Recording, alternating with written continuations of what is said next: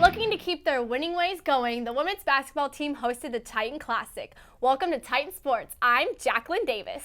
And I'm Rita LeBeau. Yeah, Jacqueline, going into their matchup with Delaware on Friday, the Titans had 2 straight wins, but that would all end at the hands of the Blue Hens. Looking to get their win column, the Titans hosted the Montana Lady Grizzlies on the second day of the Titan Classic. Raina Perez showing off her skills, getting the Lady Grizz defender to jump early as she scores the first 2 of her 17-point night. Grizzlies would lead 5-4. In the second quarter, Mackenzie Johnson received the feed mid-air and banks it off the board. Grizzlies still lead 30-16. After trailing by 15, Raina Perez makes it a 2-point game with a score of 61-59 with 5 minutes left in the play in the fourth quarter. Later in the fourth quarter, grabbed the lead, but Taylor Goligoski knocks down the 3-point shot to give the Lady Grizz a 70-69 lead. In the final 15 seconds, Raina Perez looked to the ball game, but Sophia Stalls guarded her well, and Goligoski came up with a rebound. The Lady Grizz will beat the Titans 71-69.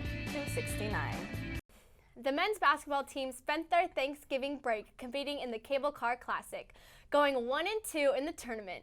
Their lone win came against Southeast Missouri State. Thanks to Wayne Arnold's season high of 21 points, Devon Clare was a rebound shy of a double-double in their final against Santa Clara, registering 10 points, 9 rebounds, 3 assists, and a block. The Titans women volleyball team had a lot to be thankful for. No one more than Ashley Preston, the head coach of the Titans. She was named the Big West Conference Co-Coach of the Year. Preston is finishing her first season with the team and is the second coach to receive this award in the Titan family. Congratulations.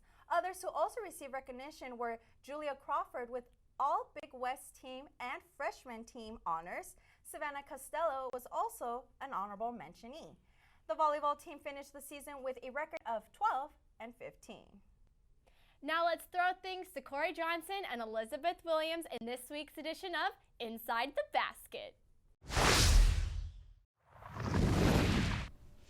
Thanks, guys. Welcome to Inside the Basket.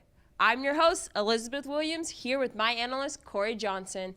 Let's talk about women's basketball team. Their current overall record is 4-4. They have 3 returning starters, but no seniors. How do you think this young Titans team has looked so far? I would say that they haven't been able to find some consistency. It's just been up and down lately, and you kind of expect that. Early on in the season, the coach is still trying to figure things out. A lot of different new faces that he's trying to figure out who fits where and trying to figure out what lineup works, what lineup works at the end of games. And, you kind of expect this sort of early struggles in the season. And I figure you'd rather get this out now rather than conference starting that way. But we got to talk about Raina Perez, because Raina Perez, heart and soul of this team by far, leading scorer with 21 points per game. And when she scores 20 points or more, good things happen. Not necessarily a guarantees a win, but we just look at the track record. She had 26 points against Utah State. She had 29 points against LMU. She gets into good positions, she's able to knock down her shots, and she just gives this team a fighting chance to be able to win.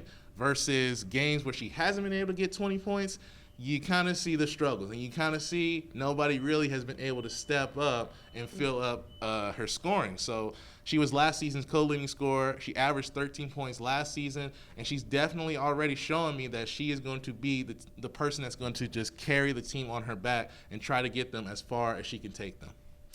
Based on what you've seen so far this season, who is standing out? I would say Taylor Turney is definitely standing out for me. Junior redshirt transfer out of San Diego State. She's averaging just under 9 points a game. And I think that if she's able to get more opportunities, if she's able to find herself in good positions and just be able to take the shots and be able to find ways to contribute, I think that she's definitely going to be a big spark plug and somebody who you just don't really expect to get involved with the offense. But Amy Book, I think if you want to talk about somebody who needs to be there as far as scoring-wise to help out Raina Perez, that is the woman right there. Amy Book, we want to talk about her performance against LMU, 27 points. She shot 50% from the field and 50% from beyond the arc. So when she gets into a good position, when she gets her rhythm going, There is not a better shooter out there than Amy Book, because when she just launches it from beyond the arc,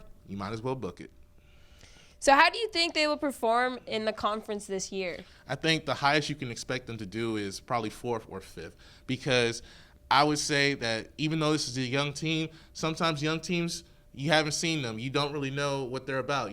Fresh faces, new places, so you don't really know what to really expect. And when young players, they don't really know, like, hey, they don't have any sort of expectations. So they could definitely make a surprise run and get that 4th or 5th spot. But realistically, I expect this team to make the Big West tournament. Nothing short of making the Big West tournament is good for me. And as far as the Big West tournament wise, they cannot get knocked out in the first round like they did a year ago. They got to be able to go further. They got to be able to at least get to a quarterfinal. I think if you go and show the progress, show the building blocks, you begin to start to see going into next season, like, okay, we got a little bit further. Let's get to a semifinal. Let's get to a final. Let's win this thing. You start to get that confidence going. And I just think that the more and more this team starts to play together, they start to gel together, they start to build that chemistry, we could definitely see them try to surprise teams in that Big West conference this year. That wraps up this edition of Inside the Basket here at Titan Gym with Corey Johnson. I'm Elizabeth Williams. Let's send it over to Julio Marquez for this week's Titan Timeline. Thank you, guys. Welcome to the last edition of Titan Timeline for 2019. The men's basketball team will travel up north to take on Pacific on the 4th before returning for a 3-game homestand, looking to get back over 500 as they host Sacramento State, San Diego, and San Francisco. Crossing it over to women's basketball, they look to snap a 2-game losing streak at San Francisco on the 4th and head down to San Diego on the 7th. The Titans then look to host Cal Baptist on the 13th. That's it for Titan Timeline. Happy holiday, Titans. Well, folks, that's all the time we have for you today. Thank you for tuning in for today's episode.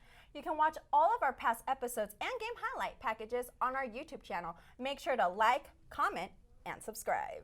Don't forget to follow us on Twitter and Instagram at CSUF Titan Sports, and like us on Facebook to stay connected with us. On behalf of all of us here at Titan Sports, I'm Rita LeBeau. And I'm Jacqueline Davis. Remember to keep those tusks up, Titans, and we'll see you next semester.